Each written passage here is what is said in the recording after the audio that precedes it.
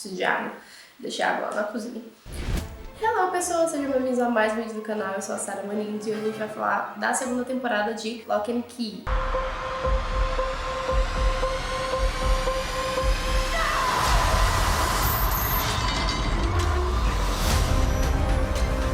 Ai, gente, eu sou muito apaixonada por essa série. Essa série é uma das séries que, desde o ano passado, eu tô enrolando pra caramba. Na verdade, desde que ela saiu, eu coloquei ela na minha lista, que ficou um tempão lá pra eu assistir. E finalmente, esse ano, eu assisti Lock and Key e eu fiquei completamente apaixonada. Tudo bem que não é uma produção absolutamente absurda de efeitos especiais, enfim, roteiro, tem alguns furos sim, algumas coisas que são um pouquinho frouxas, mas ainda assim, eles conseguem fazer com que Lock and Key seja um universo muito encantador. E se vocês não sabem, pra quem ainda não assistiu, eu vou passar bem rapidinho por cima aqui pra vocês, mas Lock and Key vai se passar em três protagonistas, que é o Bodhi, a Kinsey e o Tyler. Os três são irmãos e eles vão morar na casa antiga do pai deles, que é deixada, na verdade, de herança pela família, com a mãe, depois que o pai deles é assassinado de uma forma muito brutal, muito confusa, inclusive.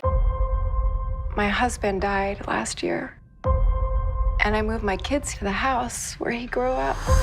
Essa casa não tem muitos segredos e eles começam a descobrir algumas chaves mágicas pela casa e algumas coisas muito confusas também sobre o pai deles, o passado do pai deles, que ele não fala nada sobre a infância, sobre a adolescência, ali sobre a vida antes dele casar com a mãe das crianças, que é a Nina, inclusive. Então a gente vai ter basicamente essa ambientação na primeira temporada deles tentando descobrir o que as chaves fazem, tentando descobrir um pouco do passado do pai deles e tentando descobrir também como colocar um eco de volta dentro da prisão. Basicamente a primeira temporada vai se passar sobre isso. Na segunda temporada a gente tem muitas amarrações de pontas que ficaram soltas na primeira temporada, o que eu gosto muito quando a temporada já começa deixando tudo resolvido, aquele roteiro que chega e fala assim, ok, vamos resolver esse problema que ficou pra trás então tá bom. Gosto muito de roteiro assim. Vou fazer um apanhado pra vocês por cima, não quero dar spoiler nesse vídeo. Então aqui vou fazer um apanhado mais ou menos sobre as minhas primeiras impressões do que eu achei. Na segunda temporada o que eu gostei é que a gente tem uma maior exploração da mãe das crianças, da Nina. Ela é uma personagem assim muito essencial, porém na primeira temporada eu achei que ela ficou um pouco assim zonza, sabe? Ela ficou um pouco perdida, o que faz sentido pra personagem, mas deixou ela um pouco irritante em alguns momentos. Eu gosto muito dela, é uma personagem que eu gosto bastante, mas eu vi algumas pessoas falando que acharam ela bem irritante. Eu não vou julgar, porque realmente ela parece uma personagem muito passiva em alguns momentos, mas dá pra entender até porque ela é uma adulta, que não lembra da mágica, que não lembra das coisas que acontecem, porque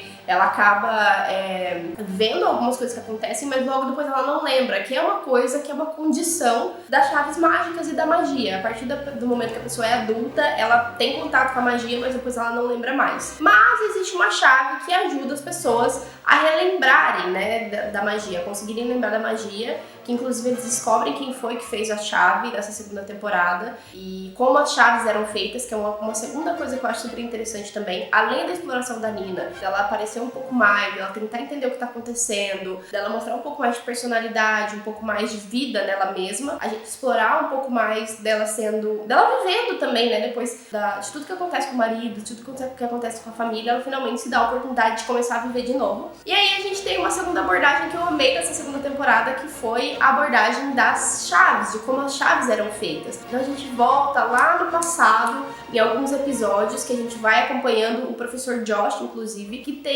é um professor de história e ele tem alguns cadernos, algumas coisas da própria família dele, que contém algumas coisas da própria família Locke também. E ele vai lendo essas histórias, a gente vai acompanhando meio que na leitura dele uns flashbacks do passado, contando como que foi não só a colonização das cidades que eles moravam, daquela cidade que eles moram, inclusive, mas o que tem por trás daquilo. Então a gente acompanha um personagem específico, que é o antepassado do Josh, que tá contando a história, que é tipo um diário, né? Ele vai falando sobre a questão da magia, que inclusive a caverna que eles acham daquela porta ômega, na verdade, ela não era até então uma porta, era um buraco aberto, que eles acabaram descobrindo aquele buraco lá, antes das chaves e tal, e descobrem mais ou menos como que aquilo foi feito, como que as chaves foram desenvolvidas. E aí que vem toda a história também da família Locke através dos olhos do personagem antepassado do Josh. Então a gente acompanha uma coisa muito legal aí, que é descobrir como que, de onde veio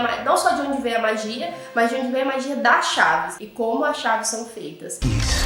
They can bring about the greatest good or the darkest evil, and you, as the maker, get to decide. E aí, todo esse desenvolvimento em torno da segunda temporada eu achei muito interessante, porque isso foi um ponto de interrogação enorme na cabeça de todo mundo na primeira temporada. É muito interessante esse desenvolvimento da segunda temporada, eu achei que foi super válido, que foi uma coisa que amarrou e fechou a dúvida de todo mundo na primeira temporada. No final da primeira temporada, a gente teve também o Gabe, né, que foi o plot ali da série inteira que ninguém imaginava. Na verdade, eu suspeitava um pouco dele, eu achava ele um pouco esquisito, pra ser bem sincera, mas ele era tão doce em vários momentos, assim, apesar de ser bem consequente pra ficar perto da Kinsey, que eu não suspeitei de fato que ele fosse a pessoa que ele era. E isso no final da primeira temporada a gente já tem falando que o Gabe é a Dodge. Dodge e Gabe são as mesmas pessoas.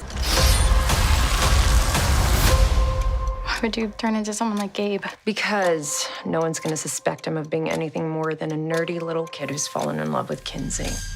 Do you understand? Good.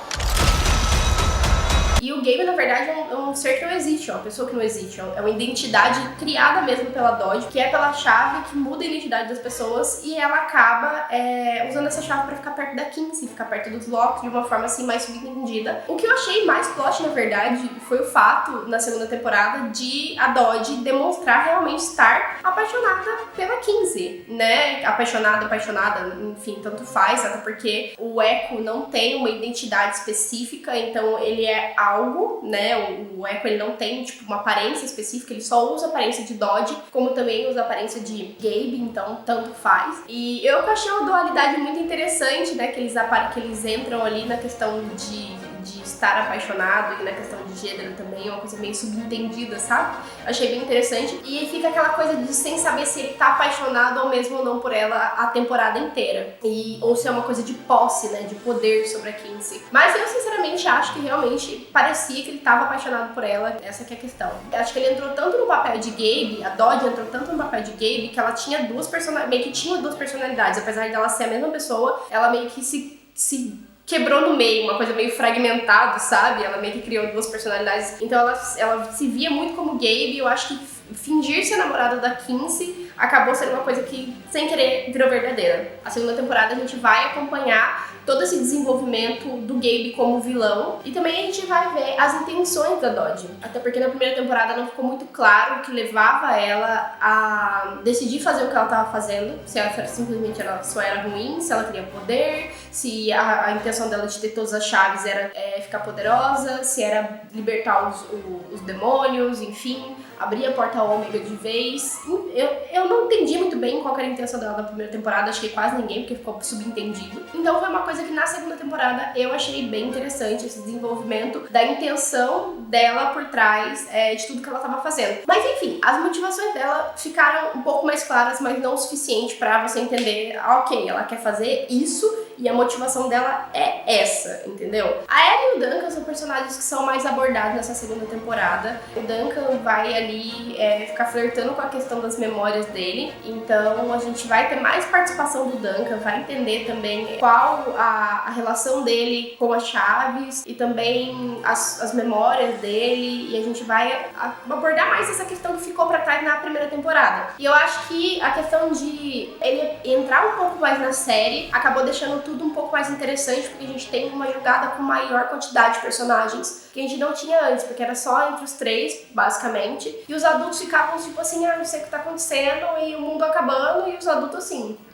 Então assim, eu fiquei muito... Alguém me resolve esse problema que tá me irritando, eu quero que, tipo, os adultos descubram o que tá acontecendo pra poder participar do negócio, pra não ficar sobrando no rolê, entendeu? A Eren vai participar muito mais nessa segunda temporada também.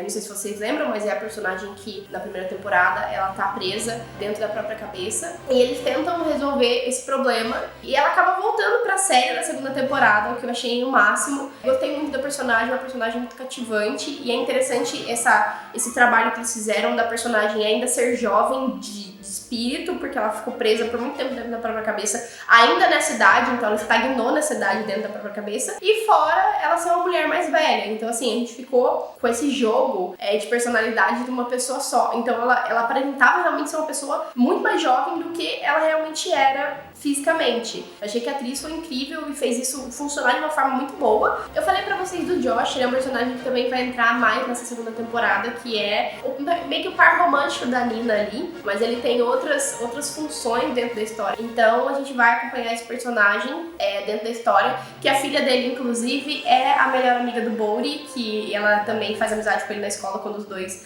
se conhecem. É uma personagem que às vezes eu achava um pouco não tão expressiva quanto o Bodhi, porque ela parecia sempre estar, tipo, extremamente calma, mesmo com o mundo caindo. Era muito engraçado, ela tava com expressão de riso, sabe, às vezes. Mas ainda assim eu achei ela uma fofa. Achei que a interação entre ela e o Bodhi e que a utilidade dela pra série também foi muito interessante. Então, foi uma personagem que veio pra agregar mesmo e que não foi só tão coadjuvante assim. Eu acho que a Eden foi essencial nessa segunda temporada. Ela fez tudo não, né? Claro que ela teve ali o Gabe do lado dela e os dois fizeram um papel maravilhoso juntos, mas ela foi muito impressionante. Eu não achei que o personagem dela fosse ser tão necessário e fosse ser assim, tão essa mistura de divertido com irritante ao mesmo tempo, que foi super funcional pra série. Eu acho que essa segunda temporada, no geral, ela foi muito boa. Foi uma temporada muito bem desenvolvida e eles consertaram alguns erros da primeira temporada. Só que, ainda assim, eu achei que a primeira temporada, a atmosfera tá um pouco mais sombria,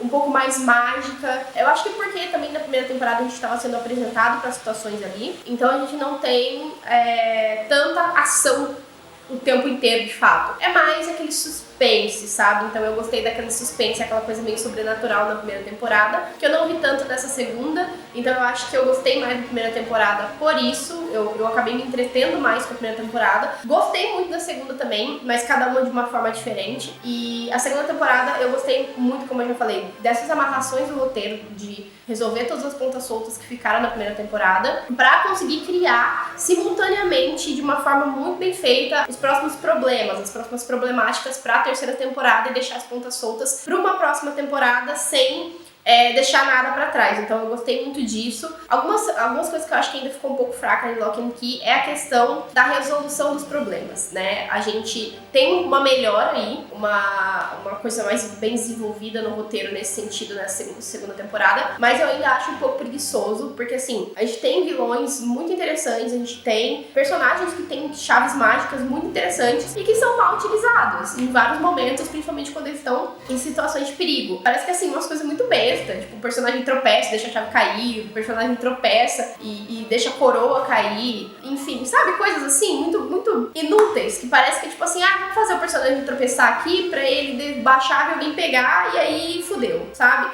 É uma coisa tipo isso. Poderia ser uma coisa muito mais bem desenvolvida, realmente, com os vilões que eles tinham, porque a Dodge, pra mim, foi um vilão muito bem desenvolvido na primeira temporada. Na segunda também você vê essa dualidade dela como Gabe, mas ela é uma personagem que tem capacidade pra ser cínica, aquela personagem que ela é cruel, mas você ainda assim tem dificuldade de sentir raiva dela porque ela meio que não tá nem aí, então parece que aquilo que ela tá fazendo é tão natural, sabe? Então, assim, é uma personagem que tinha potencial e eu achei que a forma com que eles conseguiram meio que resolver a resolução dos problemas em relação a Dodge, em relação a todas as outras coisas que estavam acontecendo, foi de uma forma muito preguiçosa. Então poderia ter sido uma coisa mais bem desenvolvida pra gente ficar um pouco mais tenso, um pouco mais inteirado da história, realmente achar que eles não iam conseguir resolver o problema e de repente eles resolviam, ou um plano muito melhor, porque eles tinham um plano assim tão besta, umas coisas assim tão de coisa de criança mesmo, que acho que o Bodhi, que é o personagem mais novo, que é a criança da série, ele é mais perspicaz do que todos os personagens mais velhos que ele dentro dessa série. Então assim, não sei, eu achei que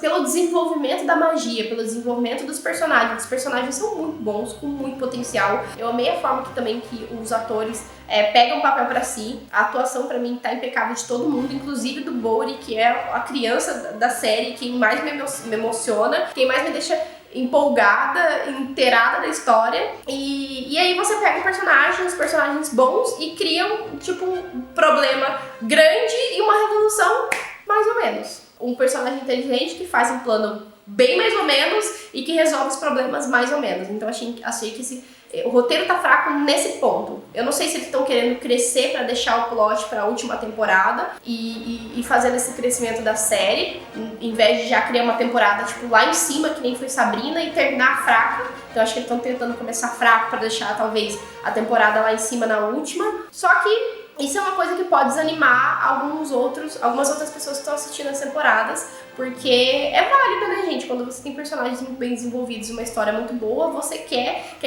aquele roteiro seja mais bem desenvolvido possível para conseguir trabalhar com a qualidade do material que eles te entregaram. E quando isso não acontece, você acaba ficando um pouco decepcionado, pode ser que algumas pessoas desistam no meio do caminho. E aí, esse que é o problema, porque aí quando as pessoas desistem e não assistem, a série acaba sendo cancelada. O que eu espero muito que não aconteça, porque apesar dos pesares, apesar de todos os pontos que eu coloquei agora, ainda assim gosto muito de Lock and Key. É uma série que assim, eu abracei muito, eu acho que pelo desenvolvimento do personagem, a fotografia. Gente, a direção de arte dessa série é muito bonita, é maravilhosa. Eu acho que isso também que faz a ambientação deixar a gente tão preso, apesar dos efeitos especiais não serem assim, nossa, incríveis, maravilhosos, são suficientes pra fazer você ficar inteirado dentro da série. O desenvolvimento, o design da chave são muito bonitos, a forma como que eles fizeram esse suspense ali da chave, desses sussurros pra conseguir achar, procurar chaves, pra mim foram maravilhosos. The house is filled with amazing keys. Listen for them. They whisper. You hear that? Então assim, eu acho que o que faz a gente ficar muito preso na série é essa entrega dos personagens, da qualidade da história, do desenvolvimento da história, assim, em geral, ela é bem distribuída, não fica faltando nada. Eu acho que isso pra mim que é muito bom, é uma história bem distribuída, porém eu acho que falta só um pouco de força nos problemas, nas problemáticas e nas resoluções das problemáticas. E quem sabe eu trago aqui pra vocês uma comparação da série e dos quadrinhos. E é isso. Eu espero que vocês tenham gostado do vídeo. Eu tentei não dar nada assim, de spoiler, realmente, só falar o que vai ser um pouco mais abordado nessa segunda temporada. E eu espero que você assista a segunda temporada e goste tanto quanto eu. E continue acompanhando Lock and Key, porque pelo amor de Deus, se a série for cancelada, eu vou ter um trem, vou ter um troço no coração. Se você já assistiu a segunda temporada, fala pra mim aqui embaixo o que você achou da segunda temporada também. E não esquece de deixar o seu like aqui embaixo, de se inscrever no canal, se você ainda não é inscrito, de compartilhar o canal com as pessoas que vocês sabem que curtem esse tipo de vídeo. E também, se você quiser participar, eu vou falar aqui nesse vídeo do Clube do Empodério, que é um clube que a gente tem falando sobre leituras de autoras mulheres e de preferência com personagens femininas. Eu vou deixar o link aqui embaixo, vocês podem entrar no grupo para participar da próxima leitura. Agora em outubro a gente está terminando já a leitura desse mês, mas para participar da leitura de novembro. E é isso, gente. Até o próximo vídeo.